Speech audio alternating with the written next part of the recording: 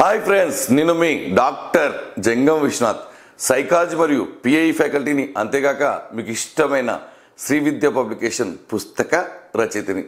ఈరోజు మనం మాట్లాడుకోబోయే టాపిక్ గ్రంథులు. ఎందుకంటే ప్రతి పరీక్షలో గ్రంథుల పైన టాపిక్ పైన ఖచ్చితంగా పరీక్షలో ప్రశ్న వస్తుంది. కానీ అదంతా కూడా కొత్త ప్రశ్న వస్తుంది. చాలామంది చేయలేకపోతున్నారు, కన్ఫ్యూజ్ అవుతున్నారు. ఎందుకంటే ఇంగ్లీష్ టర్మినాలజీ వస్తుంది, తెలుగు టర్మినాలజీ వస్తుంది. మూర్తిమత్వం ప్రభావితం చేసే అంశాలు ఏమిటి, జైవిక పరంగా ప్రభావితం చేసే అంశాలు ఏమిటి, మరి అది అంతఃస్రావిక గంధ, బహిస్రావిక గంధ, ఈ విధంగా మానవ జీవితంలో గ్రంథుల యొక్క ప్రభావం చాలా ఉంది. కాబట్టి దీనిపైన ప్రశ్నలు వస్తున్నాయి, చాలామంది చేయట్లేదు. మరి మీకు తెలుసు, ప్రతి పరీక్షలో గ్రంథులు, గ్రంథాలు కాబట్టి ఖచ్చితంగా మీరు నేర్చుకొని పోవాలి. ఎందుకంటే చాలామంది నాన్ బయాలజీ స్టూడెంట్స్ ఉంటారు, ఇది కొంతవరకు అర్థం కాదు, స్కిప్ చేస్తూ ఉంటారు. దీంట్లో కొత్త పాయింట్లు ఉన్నాయి. ఈ విషయాన్ని గమనించే ఈ క్లాస్ మీకు చెప్పడం జరుగుతుంది. అందుకంటే ముందుగా ఆంధ్రప్రదేశ్ అభ్యర్థులకు శుభవార్త. మీకు తెలుసు, చాలా రోజుల నుంచి మీరు పుస్తకం కోసం ఎదురు చూస్తున్నారు. సిలబస్ విడుదలయ్యాక మీకు తెలుసు, ఏపీ మెగా డిఎస్సికి సంబంధించి సైకాలజీ మరియు పర్స్పెక్టివ్స్ 2 సబ్జెక్టులకు సంబంధించి అన్ని పుస్తకాల్లో ఉన్న సమాచారాన్ని క్రోడీకరించి ఒకే పుస్తకంలో అద్భుతంగా, సమగ్రంగా, ఎక్కువ ప్రాక్టీస్ బిట్స్తో, బిట్ బ్యాంక్తో టాపిక్ చదవండి, బిట్స్ చేయండి. సమగ్రమైన పుస్తకం, తెలుగు అకాడమీ 8 పుస్తకాల సమగ్ర సారాంశం. గత క్లాస్లో, గత వీడియోలో అన్ని పుస్తకాలను చూపించడం జరిగింది. కాబట్టి దయచేసి మీరు ఖచ్చితంగా ఈ పుస్తకం మీ దగ్గర ఉండాలి, వెంటనే తీసుకోవాలి. ఎందుకంటే టైం లేదు, మీకు ముందే చెప్పాను. మరి అదేవిధంగా తెలంగాణ టెట్కి సంబంధించి ఈ పుస్తకం రిలీజ్ అయింది. సమగ్రమైనటువంటి పుస్తకం.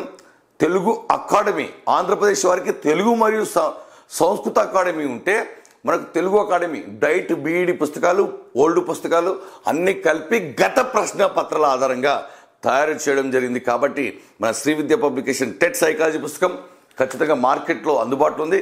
మరి దానికంటే ముందుగా మీరందరూ కూడా ఖచ్చితంగా క్లాసులు వినండి. క్లాసులు వింటే సబ్జెక్టు పైన గ్రిప్ వస్తుంది. ఇది ఆంధ్రప్రదేశ్ వారికి సంబంధించి పుస్తకం, మరియు ఆంధ్రప్రదేశ్ వారికి సంబంధించి ఇక్కడ క్లాసులు ఉన్నాయి. సైకాలజీ ప్లస్ విద్యా దృక్పథాలు 2 సబ్జెక్టులకు సంబంధించి క్లాసులు, లైవ్ క్లాసులు కూడా ఉంటాయి. అప్పుడు మీ ఏ అనుమానం ఉన్నా తీర్చుకోవచ్చు. అన్ని పుస్తకాల సమగ్ర సమాచారంతో క్లాసులు ఉంటాయి, వెంటనే ఎగ్జామ్స్ కూడా ఉంటాయి. మరి అదేవిధంగా తెలంగాణ టెట్కు సంబంధించి క్లాసులు, సిలబస్ వేరువేరుగా ఉంటుంది కొంతవరకు. కాబట్టి అదేవిధంగా పుస్తకం అందుబాటులో ఉంది, 30/30 మార్క్స్. మళ్ళీ డిఎస్సిలో కూడా ఇదే సైకాలజీ ఉంటుంది. కాబట్టి క్లాసులు వింటే తక్కువ సమయము, క్లాసులు వింటే సబ్జెక్ట్ పైన గ్రిప్, క్లాసులు వింటే సబ్జెక్ట్ చాలా తక్కువ సమయంలో పూర్తవుతుంది. కాబట్టి దయచేసి విన్న తర్వాత పుస్తకం చదివి వెంటనే ప్రాక్టీస్ బిట్ చేయండి. టెక్నిక్స్ మీకు ఆదా చేయడానికి మంచి మంచి టెక్నిక్ చెప్పడం జరిగింది. మరి టెస్ట్ సిరీస్ కూడా ఉంది, సైకాలజీ టెస్ట్ సిరీస్ కూడా ఉంది. ఇక్కడ మీరు ప్రాక్టీస్ చేయకపోతే, మీ తప్పులు తెలుసుకోకపోతే మీరు కరెక్ట్గా చదువుతున్నాము అనుకుంటారు. కాబట్టి దయచేసి ఖచ్చితంగా ప్రాక్టీస్ బిట్స్ చేయండి. మరి అతి త్వరలో విద్యా దృక్పథాలకు సంబంధించినటువంటి కూడా ప్రాక్టీస్ బిట్స్ మనకు ఖచ్చితంగా కోర్స్ అనేది విద్యార్థుల కోరిక మేరకు లాంచ్ చేయడం జరుగుతుంది. మరి మీరందరూ కూడా మన యాప్ని ప్లేస్టోర్లో డౌన్లోడ్ చేసుకోండి. డౌన్లోడ్ చేసుకున్న తర్వాత యాప్లో మీకు కావాల్సిన కోర్స్ పైన నొక్కండి. అక్కడ బై నౌ కానీ ఐఆమ్ ఇంట్రెస్టెడ్ కానీ ఉంటుంది. కాబట్టి దయచేసి క్లాసులు వింటూ పుస్తకం చదవండి, ఈజీగా సక్సెస్ అవుతారు. ఏ అనుమానాలు ఉన్నా సరే కస్టమర్ కేర్ దగ్గర మెసేజ్ పెట్టండి. మరియు ఖచ్చితంగా మీరు మన యూట్యూబ్ ఛానల్ సబ్స్క్రైబ్ చేసుకోండి. తాజా, నిజ, వాస్తవ సమాచారం ఎప్పటికప్పుడు మిమ్మల్ని ప్రేరేపిస్తూ ముందుకు వెళ్తాం. ఎందుకంటే ఇది క్రూషియల్ టైం. మీకు ఈ టైంలో కావాల్సింది ప్రేరణ, మిమ్మల్ని ముందుండి నడిపించడం, మీకు భరోసా ఇవ్వడం, మీకు ధైర్యాన్ని ఇవ్వడం. మీరు లోలో ఉన్నప్పుడు, ఇబ్బందుల్లో ఉన్నప్పుడు మిమ్మల్ని తట్టి లేపడం మా యొక్క పని, మా యొక్క బాధ్యత, మా యొక్క విధి. కాబట్టి ఖచ్చితంగా మీరు మన యూట్యూబ్ ఛానల్ని సబ్స్క్రైబ్ చేయండి. మీరు ఏ అనుమానాలు ఉన్నా సరే సబ్జెక్టుకు సంబంధించి మన యాప్లో కస్టమర్ కేర్ దగ్గర మెసేజ్ పెట్టండి. మరి ఇప్పుడు మనం మాట్లాడుకోబోతున్న టాపిక్ మీకు తెలుసు, గ్రంథులు. గ్రంథులు సాధారణంగా 2 రకాలు. చాలామంది ఈ విషయాన్ని విస్మరించి ముందుకు వెళ్తూ ఉంటారు. అంటే ఆ గ్రంథుల గురించి నేర్చుకుంటారు. కానీ బేసిక్ ప్రశ్న వచ్చినప్పుడు మాత్రం దాన్ని చేయలేనటువంటి పరిస్థితి. కాబట్టి ఏదైనా బేసిక్ నుంచి వెళ్ళాలి. మరి గ్రంథులు అనే టాపిక్ మనం మాట్లాడుతున్నాం. మొదట గ్రంథుల రకాలు చూద్దాం. ఆ గ్రంథులకు గల మారు పేరు చూద్దాం ఒక్కసారి. మరి మొదటి రకం చూడండి, నాళసహిత గ్రంథులు, బహిస్రావిక గ్రంథులు, నాళ గ్రంథులు. చూడండి, బహిస్రావిక గ్రంథులు అనే పేరులోనే ఉంది. వాటి యొక్క స్రావకాలను బహిర్గతంగా బయటికి పంపిస్తాయి. బహిస్రావిక అంటే ఆ స్రావకాలను బయటికి పంపిస్తే వాటిని బహిస్రావిక గ్రంథులు అంటారు. మరి బహిస్రావిక గ్రంథులకు మరొక పేరు కనుక చూస్తే ఇక్కడ నాళ సహిత, మరి ఇక్కడ నాళ గ్రంథులు. ఇక్కడ మీరు నాళ సహిత అంటే నాళ సహిత అంటే ఏమిటి? నాళం అంటే ఒక పైప్ అని గుర్తుపెట్టుకోండి. పైప్ ఉంది కాబట్టి ఆ పైప్ ద్వారా బయటికి వెళ్తున్నాయి కాబట్టి నాళ సహిత. మరియు నాళ గ్రంథులు, దాన్నే బహిస్రావిక గ్రంథులు. కాబట్టి మారు పేర్లు ఖచ్చితంగా మీరు గుర్తుపెట్టుకోవాలి. మరి ఈ బహిస్రావిక గ్రంథులకు, నాళ గ్రంథులకు, నాళ సహిత గ్రంథులు మూడు కూడా ఒకటే. కాబట్టి వీటిని ఎక్సోక్రైన్ గ్లాండ్స్ అంటారు. ఎక్సోక్రైన్ గ్లాండ్స్ అంటారు. మరి ఇక్కడ దీని యొక్క ముఖ్య ఉద్దేశం ఏంటంటే, ఈ యొక్క గ్రంథుల యొక్క ముఖ్య ఉద్దేశం ఏంటంటే తమలోని స్రావకాలను బయటికి పంపిస్తాయి. కాబట్టి ఇది శరీరంలో ఎలాంటి మార్పులు తీసుకురావు. ఫర్ ఎగ్జాంపుల్ స్వేద గ్రంథులు అనుకోండి. స్వేద గ్రంథులకు నాళాలు ఉంటాయి, అంటే పైపులు ఉంటాయి, అంటే రంధ్రాలు ఉంటాయి. కాబట్టి బయటికి వస్తుంది చెమట. ఆ చెమట శరీరంలో ఎలాంటి మార్పులు తీసుకొని రావు. కాబట్టి బహిస్రావిక గ్రంథులు, నాళ సహిత గ్రంథులు, నాళ గ్రంథులు శరీరంలో ఎలాంటి మార్పులు తీసుకొని రావు. కాబట్టి అంత ఇంపార్టెన్స్ ఉండదు. చూడండి, ఇవి తమ స్రావకాలను నేరుగా రక్తంలోకి స్రవించవు. అంటే ఎక్కడ స్రవిస్తాయి? బయటికి విసర్జించబడతాయి. ఫర్ ఎగ్జాంపుల్ చూడండి, లాలాజల గ్రంథులు, జఠర గ్రంథులు, స్వేద గ్రంథులు. ఈ గ్రంథులను కూడా తమ యొక్క స్రావకాలను బయటికి విసర్జించబడతాయి. క్లియర్? అంటే శరీరంలో ఎలాంటి మార్పులు తీసుకొని రావు. Okay, right. మరి ఇక్కడ చూస్తే మరొక వర్గం ఉంది, నాళరహిత. నాళరహిత అంటే నాళాలు ఉండవు, అంటే రంధ్రాలు ఉండవు, అంటే పైపులు ఉండవు. రైట్, పైపు ఉండదు కాబట్టి బయటికి స్రవించవు. మరి అంతఃస్రావిక గ్రంథులు, అంతఃస్రావక గ్రంథులు, స్రావిక గ్రంథులు అంటే ఏమిటంటే వాటి యొక్క స్రావకాలను శరీరంలోనే స్రవిస్తాయి. శరీరంలోనే అంటే శరీరంలో ఎక్కువ భాగం ఏముంటుంది? రక్తంలోకి స్రవిస్తాయి. రక్తంలోకి స్రవిస్తాయి కాబట్టి శరీరంలో మార్పులు తీసుకొస్తాయి. మరి అంతఃస్రావిక గ్రంథులకు మరొక పేరు నాళరహిత. నాళరహిత అంటే ద్వారము లేని, నాళము లేని, పైపు లేని. కాబట్టి పైపులు లేవు, నాళాలు లేవు. కాబట్టి ఖచ్చితంగా అవి శరీరంలోకే తమ యొక్క స్రావకాలను పంపిస్తాయి. మరి వినాల. వినాల అంటే నాళము లేనిది కాబట్టి వినాల. ఈ విధంగా గుర్తు పెట్టుకోండి. చూడండి, ఇవి అంతఃస్రావిక గ్రంథులు, ఇవి బహిస్రావిక గ్రంథులు. అంతఃస్రావిక గ్రంథులకు మరొక పేరు నాళరహిత మరియు వినాల గ్రంథులు. మరి ఇంగ్లీష్లో ఏమంటారంటే ఎండోక్రైన్ గ్లాండ్స్ అంటారు. ఎండోక్రైన్. మరి చూడండి ఒకసారి, వీటికి నాళాలు ఉండవు.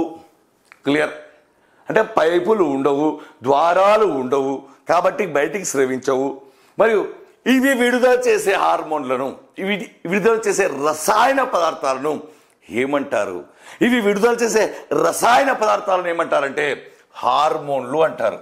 అందుకే మీరు చాలా సందర్భంలో హార్మోన్ల ఇంబ్యాలెన్స్ అంటారు. ఈ హార్మోన్ల ఇంబ్యాలెన్స్ అనేవి దేని వల్ల వస్తుంది? అంతఃస్రావిక గ్రంథులు విడుదల చేసే వాటి వల్ల వస్తుంది. కాబట్టి ఇవి హార్మోన్లు అంటారు. అంతఃస్రావిక గ్రంథులు విడుదల చేసే రసాయన పదార్థాలను ఏమంటారు అంటే హార్మోన్లు. ఈ హార్మోన్లు నేరుగా రక్తంతో చర్య జరిపి రక్తంలో కలిసిపోయి ఏం చేస్తుంటే శరీరంలో ఉన్న జీవక్రియల స్థాయిని ప్రభావితం చేస్తాయి. జీవక్రియల స్థాయిని ప్రభావితం చేస్తాయి. చూడండి, ఇవి ప్రత్యక్షంగా రక్తంలోకి విడుదలవుతాయి. ఇవి ప్రత్యక్షంగా దేనిలోకి విడుదలవుతాయి? రక్తంలోకి విడుదలై రక్తంలో మార్పులు తీసుకొచ్చి తద్వారా శరీరంలో జీవక్రియల స్థాయిని పెంచడం, తగ్గించడం చేస్తాయి. అంటే శరీరంలో బాడీ ఫంక్షనింగ్లో తేడాలు తెస్తాయి. కాబట్టి వీటిని హార్మోన్లు అంటారు. ఇవి హార్మోన్లను ఎవరు స్రవిస్తారు అంటే అంతఃస్రావిక గ్రంథులు అని గుర్తుపెట్టుకోండి. మరి ఈ గ్రంథుల గురించి మనకు తెలుసు. మొదట పీయూష గ్రంథి, పొట్టివారు మహా గట్టివారు అనే సామెత పీయూష గ్రంథికి చెందుతుంది. ఎందుకంటే ఇది అతి చిన్నది, ఆకారంలో చాలా చిన్నది. ఇది మెదడులో మధ్య భాగంలో బఠానీ గింజ ఆకారంలో ఉంటుంది. ఇది మిగతా గ్రంథులను నియంత్రిస్తుంది. అందుకే దీన్ని మాస్టర్ గ్లాండ్ అంటారు. మాస్టర్ అంటే హెడ్ మాస్టర్ అని గుర్తుపెట్టుకోండి. హెడ్ మాస్టర్ ఎలాగైతే టీచర్లను నియంత్రిస్తాడో ఈ గ్రంథి కూడా మిగతా గ్రంథులను నియంత్రిస్తుంది. కాబట్టి దీన్ని మాస్టర్ గ్లాండ్ అంటారు. అందుకే దీన్ని తెలుగులో అతి ప్రధాన గ్రంథి అని కూడా పిలుస్తారు. మీకు అర్థమైంది అనుకుంటున్నాను. చూడండి ఒక్కసారి, ఇది అతి చిన్న గ్రంథి, ఇది అతి ప్రధాన గ్రంథి, దీన్ని మాస్టర్ గ్లాండ్ అంటారు. మీకు తెలుసు. ఇది ఎక్కడ నుంచి చూడండి ఒక్కసారి మీరు ఆలోచిస్తే కనుక, ఇది ఇక్కడ చూడండి ఒకసారి, ఇక్కడ హైపోథాలమస్ కింది భాగంలో ఉంది. మెదడులోని మధ్య భాగంలో హైపోథాలమస్ దగ్గరలో, లేదా ఎగ్జామ్లో ఆల్రెడీ అడిగాడు చెట్లో. కాబట్టి హైపోథాలమస్ దగ్గరలో ఈ ప్రాంతంలో ఉంది. చూడండి, హైపోథాలమస్ దగ్గరలో ఉంది పిట్యూటరీ గ్లాండ్. పీయూష గ్రంథికి మరొక పేరు మీకు తెలుసు, పిట్యూటరీ గ్లాండ్. ఇది చిన్న గ్రంథి, అతి ప్రధాన గ్రంథి, మరియు దీన్ని మాస్టర్ గ్లాండ్ అంటారు. ఎందుకంటే అన్ని గ్రంథులను నియంత్రిస్తుంది కాబట్టి. మరి ఇక్కడ ఇది ఏ ఆకారంలో ఉంటుంది అంటే బఠానీ గింజ ఆకారం ఉంటుంది. ఇది అంతఃస్రావిక గ్రంథుల యొక్క పనితీరును నియంత్రిస్తుంది, మిగతా గ్రంథులు నియంత్రిస్తుంది కాబట్టి కంట్రోల్ చేస్తుంది. అందుకే పొట్టివారు మహా గట్టివారు బఠానీ గింజ ఆకారంలో ఉన్నప్పటికీ కూడా. మరి ఈ గ్రంథి స్రవించే హార్మోన్ కార్టిసాల్, ఇది పెరుగుదలకు సంబంధించినటువంటి హార్మోన్. పిట్యూటరీ గ్రంథి స్రవించే హార్మోన్ ఇక్కడ కార్టిసాల్. పుస్తకంలో క్లియర్గా తెలుగు అకాడమీలో ఇవ్వడం జరిగింది. ఈ పిట్యూటరీ గ్లాండ్ విడుదల చేసే హార్మోన్ అనేటువంటిది కార్టిసాల్. కార్టిసాల్ అనేటువంటిది దేనికి సంబంధించినటువంటి హార్మోన్? పెరుగుదలకు సంబంధించినటువంటి హార్మోన్. ఒకవేళ ఈ హార్మోన్ కార్టిసాల్ అనేటువంటి హార్మోన్ తగినంతగా స్రవించకపోతే, అంటే తక్కువ స్రవిస్తే, ఎక్కువ స్రవిస్తే ఏమవుతుంది? తక్కువ అంటే నేను మైనస్ అంటున్నాను, ఒకవేళ తక్కువ స్రవిస్తే మన జీవితంలో ఎదుగుదలలో వచ్చే మార్పులు ఏమిటయ్యా అంటే పొడవు పెరగకపోవడం. దాన్ని ఏమంటారంటే డ్వార్ఫిజం అంటారు. దాన్నే ఏమంటారంటే మరుగుజ్జుతనం అంటారు. ఒకవేళ తగినంతగా స్రవించకపోతే, అంటే తక్కువ స్రవిస్తే. ఒకవేళ ఎక్కువ స్రవించింది అనుకోండి, మరి దీని ఏమంటారు? పొడగరితనం అంటే పొడవుగా పెరగడం. మరి దీనే జైగాంటిజం. దాన్నే అతి దీర్ఘకాయత్వం అంటారు. దీర్ఘకాయత్వం వేరే, స్థూలకాయత్వం వేరే. మీకు తెలుసు, స్థూలకాయత్వం అంటే లావు పెరగడం, కానీ అతి దీర్ఘకాయత్వం అంటే పొడుగు పెరగడం అని గుర్తుపెట్టుకోండి. పొడుగు పెరగడం అంటే ఎక్కువ స్రవిస్తే, పొడుగు పెరగకపోవడం అంటే తక్కువ స్రవిస్తే. మరి ఏది ఎక్కువ ఏ గ్రంథి అన్నప్పుడు పిట్యూటరీ గ్రంథి విడుదల చేసే పెరుగుదల హార్మోన్ అయినటువంటి కార్టిసాల్ కనుక తక్కువ విడుదలైతే, అంటే మైనస్ డ్వార్ఫిజం, మరుగుజుతనం, ప్లస్ అంటే ఎక్కువ అంటే జైగాంటిజం, అతి దీర్ఘకాయత్వం. మరి అతి దీర్ఘకాయత్వాన్ని, పొడగరితనాన్ని ఏమంటారంటే జైగాంటిజం. అంటే జెండా లాగా పైకి పెద్దగా పొడవుగా అని గుర్తుపెట్టుకోండి. చూడండి, తగినంత స్రవించకపోతే మరుగుజ్జుతనం, దీన్ని ఏమంటారు? డ్వార్ఫిజం. ఎక్కువగా స్రవిస్తే అతి దీర్ఘకాయత్వం, దీన్ని ఏమంటారు? జైగాంటిజం అంటారు. క్లియర్. ఇంకా జనరల్ పాయింట్ విషయానికి వస్తే, ఇది మామూలుగా స్రవిస్తే వ్యక్తి చతురతతో ఉంటాడు. చతురత అంటే యాక్టివ్, అంతే. సాత్విక స్వభావం, కూల్, రైట్. మానసిక స్థిరత్వం అంటే ఎక్కువ ఉద్వేగాలకు గురి కాకపోవడం. ఒకవేళ శ్రావకం తక్కువైతే మంద బుద్ధి మరియు నిరాశతో ఉంటాడు. నాకు డిఎస్లో జాబ్ రాదు, నాకెందుకు వస్తుంది, నేను ఎప్పుడు చదవలేదు, నేను సాధించలేని నమ్మకం మరియు మందబుద్ధి. ఇది మూర్తిపత్వ ప్రభావిత అంశాలు, అంటే క్యారెక్టర్కి సంబంధించినవి. మరి ఇవి మనం పొడుగు పెరగడం, తగ్గడం, పొడవు పెరగకపోవడం అనేటువంటిది ఇది శరీరానికి సంబంధించింది, మూర్తిమత్వం అనేది క్యారెక్టర్ సంబంధించింది. ఫైనల్గా పీయూష గ్రంథి గురించి మీరు తెలుసుకున్నారు. నెక్స్ట్ అవటు గ్రంథి. అవటు గ్రంథిని ఇంగ్లీష్లో ఏమంటారు బాగా గుర్తుపెట్టుకోవాలి. ఇంగ్లీష్లో పదాలు ఇస్తున్నాడు, తెలుగులో అవాయిడ్ చేస్తున్నాడు. అవటు గ్రంథి, అవటు గ్రంథిని ఇంగ్లీష్లో థైరాయిడ్ గ్లాండ్ అంటారు.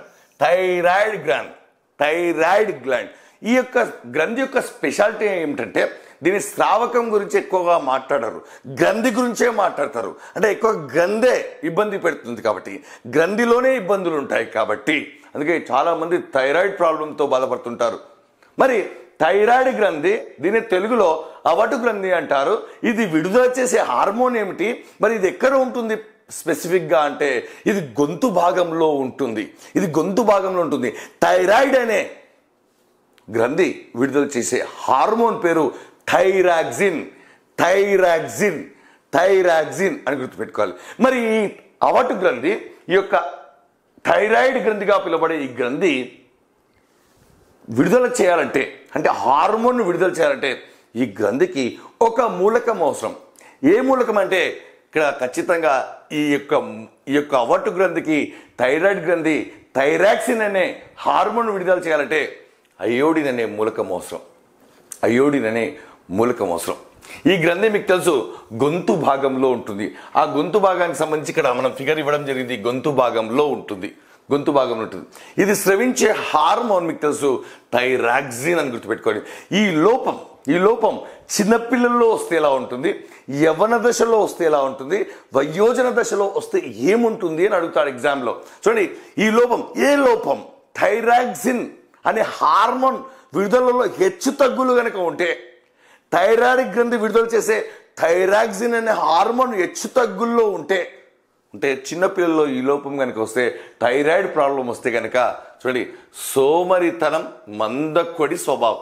మందకొడి అంటే డల్, సోమరి అంటే లేజీ గుర్తుపెట్టుకోవాలి. చూడండి యవ్వన దశలో ఒక రుగ్మత వస్తుంది. యవ్వన దశలో ఒక రుగ్మత వస్తుంది. రుగ్మత అంటే ఒక తాత్కాలికటువంటి వ్యాధి, శాశ్వతమైన రోగం కాదు, గుర్తుపెట్టుకోండి.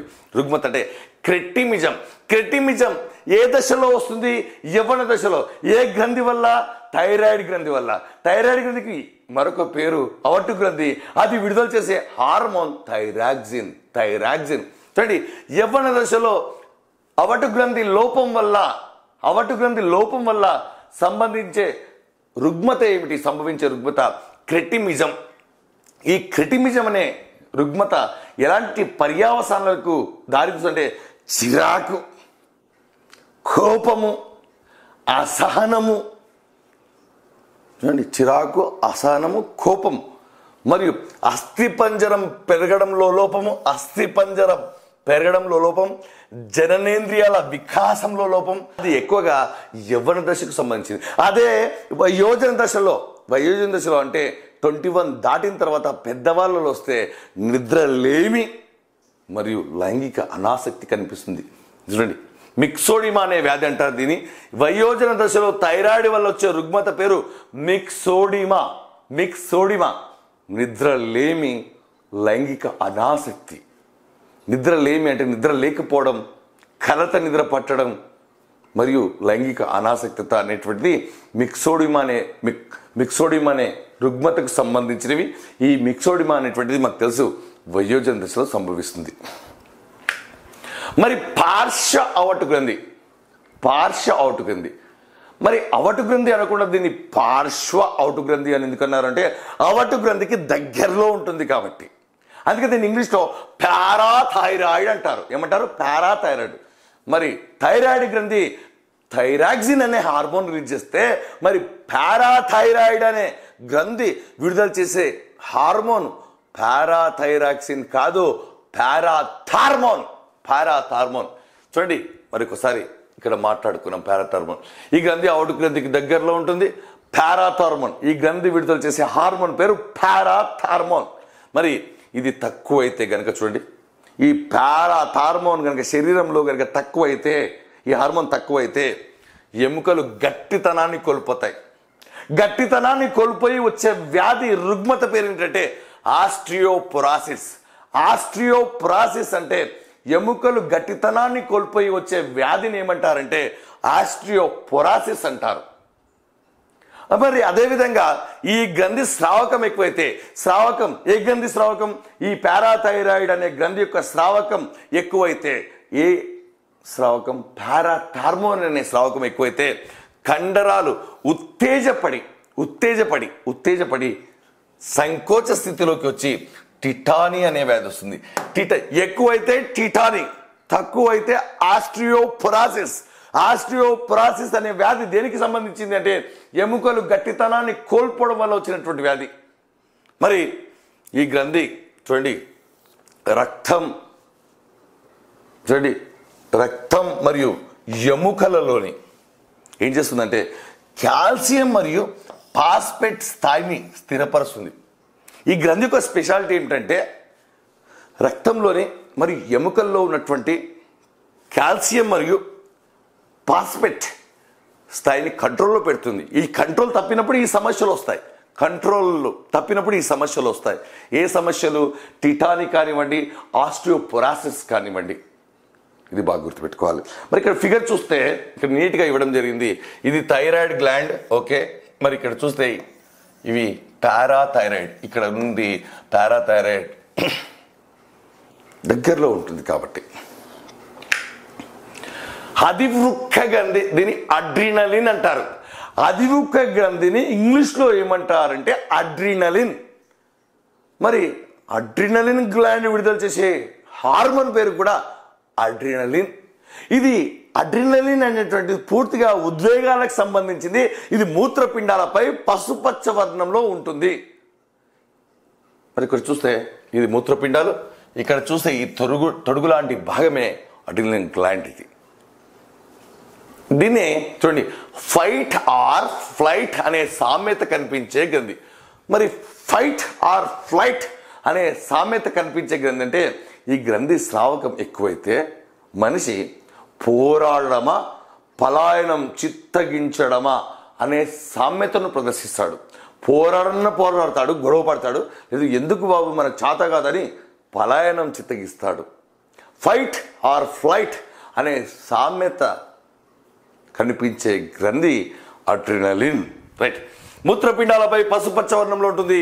ఇది ఎక్కువగా స్రవిస్తే గుండె కొట్టుకునే వేగం ఎక్కువై ఒక్కొక్కసారి రక్తపోటు అంటే బీపీ అంటే బ్లడ్ ప్రెషర్, బీపీ పెరగచ్చు. ఎందుకంటే ఎగ్జామ్ మూమెంట్లో రిజల్ట్ వస్తుంది అన్నప్పుడు, ఎగ్జామ్ ఉంది అన్నప్పుడు, పరీక్ష తేదీ వచ్చినప్పుడు, నోటిఫికేషన్ వచ్చినప్పుడు ఖచ్చితంగా ఈ హార్మోన్ రిలీజ్ అవుతుంది. చదవని వాళ్ళకు సీరియస్గా చదవని వాళ్ళకు, సగం చదివే వాళ్ళకు ఈ హార్మోన్ వెంటనే బాగా రిలీజ్ అవుతుంది. మరి ఇది బాగా రిలీజ్ అయింది అనుకోండి, చూడండి Hans Selye general adaptation syndrome అనే రుగ్మత వచ్చి ఎక్కువ రిలీజ్ అయింది అనుకోండి, Hans Selye general adaptation syndrome అనే ఒక రుగ్మత వచ్చి పోరాడమా పారిపోవడమా, దాన్ని పలాయనం చిత్తగించడమా అంటారు అనే ఆలోచన వస్తుంది. మరి పోరాడమా పలాయనం చిత్తగించడమా అనే ఆలోచన వచ్చిందంటే ఆ రుగ్మతను ఏమంటారు అంటాడు. Hans Selye general adaptation syndrome అంటారు. ఇదొక రకమైన వ్యాధి. ఎక్కువగా ఉద్వేగాలకు గురవుతుంటారు. వెంటనే కోపం వస్తుంది, వెంటనే నవ్వు వస్తుంది, వెంటనే బాధ, వెంటనే చిరాకు, వెంటనే అసహాయం. ఎక్కువ ఉద్వేగాలకు సంబంధించినటువంటి గ్రంథి అడ్రినలిన్ గ్రంథి. ఇది మూత్రపిండాలపై పసుపచ్చ వర్ణంలో ఉంటుంది. మరి ఈ గ్రంథి ప్రభావం తీవ్రమైతే వ్యక్తి ఉద్వేగాలకు గురవుతాడు. పని చేయకపోతే, ఈ గ్రంథి సరిగా పని చేయకపోతే సోమరితనానికి గురవుతాడు.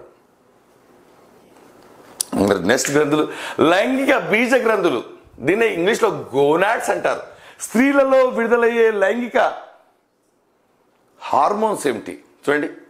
స్త్రీలలో విడుదలయ్యే హార్మోన్స్ ప్రొజెస్టిరాన్, ఈస్ట్రోజన్. స్త్రీలు కాబట్టి వంట చేస్తారు కాబట్టి నేను ఏమంటున్నానంటే అంటారు పొయ్యి.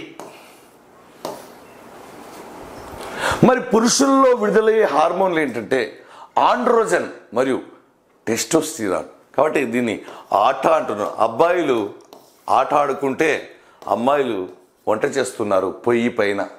ఇలా సింపుల్గా గుర్తుపెట్టుకోండి. ఎవరిని కించపరచడం కాదు, ఎగ్జామినేషన్ పాయింట్ ఆఫ్ వ్యూలో మనం గట్టెక్కడానికి మాత్రమే. మరి స్త్రీలలో ప్రొజెస్టిరాన్, ఈస్ట్రోజన్, పురుషులలో ఆండ్రోజన్, టెస్టోస్టిరాన్. వీటిని ముష్కాలు అని కూడా అంటారు. మరి ఎందుకు ఈ గ్రంథులు అంటే మీకు తెలుసు, స్త్రీలకు పురుషులకు సంబంధించి అనేక లక్షణాల్లో వేరియేషన్స్ ఉంటాయి. ఆకారంలో కానీ, అంటే గౌణ లైంగిక లక్షణాలను గుర్తుపట్టడానికి ఈ గ్రంథులు చాలా ప్రధాన పాత్ర వస్తాయి. వీరు అమ్మాయిలు, వీరు అబ్బాయిలు, వారి యొక్క స్వరము, నడక, ఆకారము ఇవన్నీ కూడా రావడానికి కారణం ఈ గ్రంథులే అని గుర్తుపెట్టుకోండి. చూడండి, టెస్టోస్టిరాన్ ఇది పూర్తిగా పురుషులకు సంబంధించింది. మీకు తెలుసు టెస్టోస్టిరాన్ మరియు ఆండ్రోజన్ అబ్బాయిల్లో మగ లక్షణాలు రావడానికి కారణమవుతుంది టెస్టోస్టిరాన్ ప్రధానంగా. లేదంటే మీకు తెలుసు నపుంసకత్వం ఏర్పడుతుంది.